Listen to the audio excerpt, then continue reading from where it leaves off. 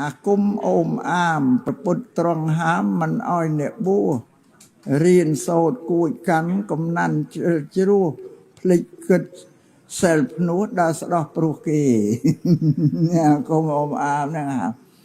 បើអាត្មាសំដែងទៅប៉ះលោកឯអូមអាមហ្នឹងខឹងអាត្មាមិនតិចទេបងតែក៏ខឹងតើអាត្មាថាអាត្មាខ្ញុំប្រពុតអាត្មានឹមពាក្យប្រពន្ធមកប្រាប់ថាតាមប្រពុតតើដល់បានទេហើយអាត្មាថាតាមមកប្រកាសខ្លួនថាខ្ញុំប្រពុតរួចទៅហើយនោះអានឹងយ៉ាងនិយាយពីធម៌របស់ប្រពុតប្រសង់អត់មានការងារទេ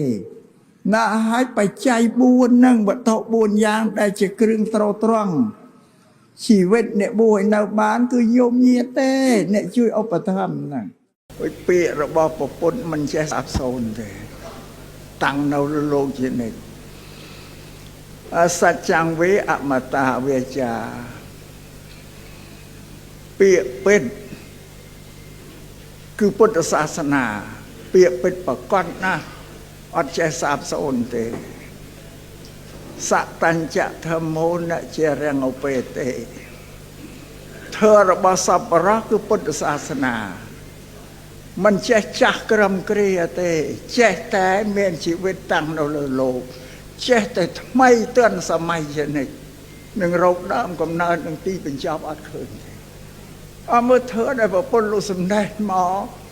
បើមនុស្សនៅក្នុងពិភពលោកប្រព្រឹត្តទៅតាមតែនឹងទាំងអស់គឺត្រូវចម្រើនបញ្ញាស្វែងរកបញ្ញាគ្រប់ទាំងគ្នាព្រះអង្គមើលរដ្ឋាភិបាលគ្រប់ប្រទេសគេសាងសាលាឲ្យប្រជាពលរដ្ឋគេរៀនដើម្បីបំបត្តិសេចក្តីល្ងង់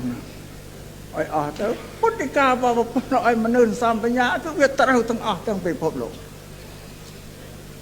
វិញមនុស្សតែមានបញ្ញាឲ្យធ្វើជីវិតរបស់ខ្លួនឲ្យរស់នៅបានល្អប្រសើរសាងសង្គមប្រទេសជាតិក៏ដោយសារបញ្ញាហ្នឹងឯងនេះសូមអង្គអនុសង្វចរៈចាំមនុស្សតែអត់បញ្ញាហើយដូចសត្វដេរឆានព្រះអង្គទ្រង់សម្ដែងថាអ្នកដែលមានបញ្ញាសំបីមិនមានទ្រព្យសោះក៏រស់នៅបានដែរតែប្រពន្ធលោកសម្ដែងពេលសេចក្តីពេញយើងមើលទៅឃើញចឹង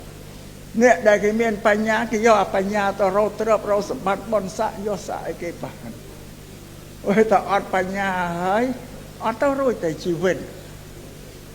រស់នៅដោយក្រលំបាកបំផុតមានរឿងអីកំបាំងព្រះអង្គមើលក្នុងរាជធានីភ្នំពេញយើងឃើញហើយនោះខ្លះផ្ទះវិមានគេស្កឹមស្កាយវីឡាស្អីទៅល្អល្អិត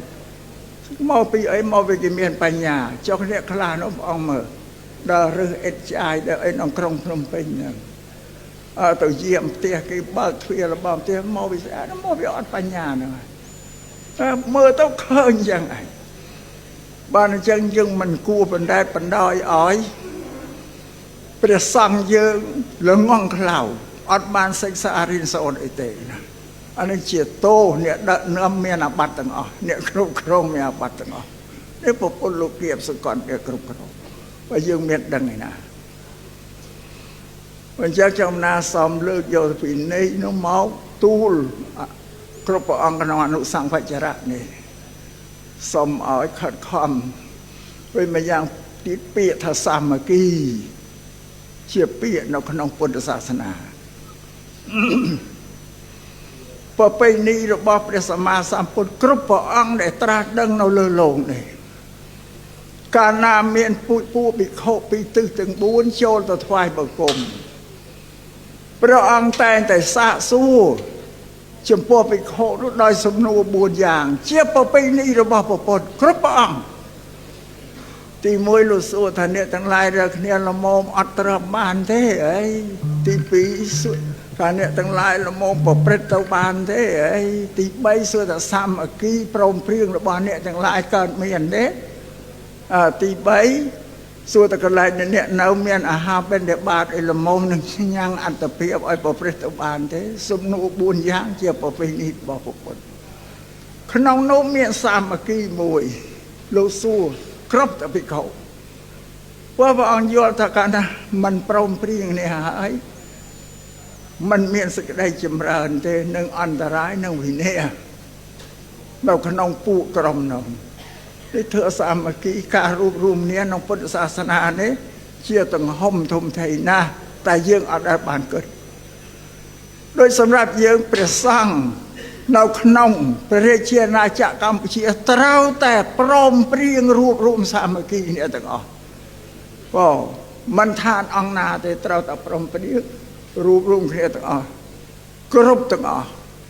ទើបយើងញ៉ាំងពុទ្ធសាសនានៅក្នុងព្រះរាជាណាចក្រកម្ពុជាយើងឲ្យចម្រើនលូតលាស់ទៅបានហើយប្រពន្ធលោកសំដែងថាពួកបព្វជិតនិងក្រហមទាំងពីរនេះมันអាចបែកបាក់គ្នាបានត្រូវតែអាស្រ័យគ្នាទៅវិញទៅមកជានិច្ចព្រោះពួកភិក្ខុបានទទួលចៃវរបិណ្ឌបាតសេនាសនៈភេសជ្ជៈដែលជាគ្រឿងកម្ចាត់បងនៅសេចក្តីវិន័យអំពីពួកក្រហមលោកប្រាប់ថាចឹងបើយើងនេះបួសនេះកាលណាអត់បច្ច័យ4នេះអត់នៅបានប៉ុន្តែនិកាយថេរវាទអត់មានរលបអីបានទេគឺអាស្រ័យជីវិតដោយសារញោមញាតគឺជ្រះថ្លាចិញ្ចឹមព្រោះយើងជាប្រសង់ត្រូវផ្ដល់ធម៌របស់ព្រះពុទ្ធនឹងសិលសមាធិបញ្ញាទៅឲ្យក្រហមតាមពិតទៅក្រហមមានទានសិលភាវនាដែលត្រូវផ្សព្វផ្សាយធ្វើទៅឲ្យបរិស័ទឲ្យគេយកទៅបដិបត្តិគោរពទៅបរិស័ទនឹងបដិបត្តិបានសម្រេចនៅក្នុងសុគតិនៅក្នុងឋានសួគ៌បានព្រោះព្រះសង្ឃជាសាវកនេះទាំងអង្គទ្រង់សម្ដែងឲ្យថាពុទ្ធសាសនានេះនៅលើបរិស័ទទាំង4ចម្ពោះគឺភិក្ខុភិក្ខុនីឧបាសកបាសិកាแล้วភិក្ខុនីអស់ហើយនៅតែអ្នក3ភិក្ខុហើយគិតសាមណេរផងក៏ជំនួសភិក្ខុនីហើយបាសកបាសិកាព្រមព្រៀងគ្នាបានញ៉ាំងព្រះសធម្មនឹងឲ្យប្រព្រឹត្តទៅបានតែបែកបាក់គ្នាអន្តរាយទៅអស់អញ្ចឹងព្រះសង្ឃយើងត្រូវថែរក្សាដោយញោមញាតបរិស័ទដែលគេចិញ្ចឹមយើងផ្ដល់ធ្វើបដិបត្តិឲ្យទៅដើម្បីយកទៅបដិបត្តិមានទានមានសិលជាដើមណាយកទៅបដិបត្តិគឺតែផ្ដល់គ្នាទៅវិញទៅមកចេះមានតែមួយអត់បានទេនឹងសូមទូលប៉ុណ្ណាជាចំក្រោយបញ្ចប់អស់សូមអរគុណនិងអរគុណ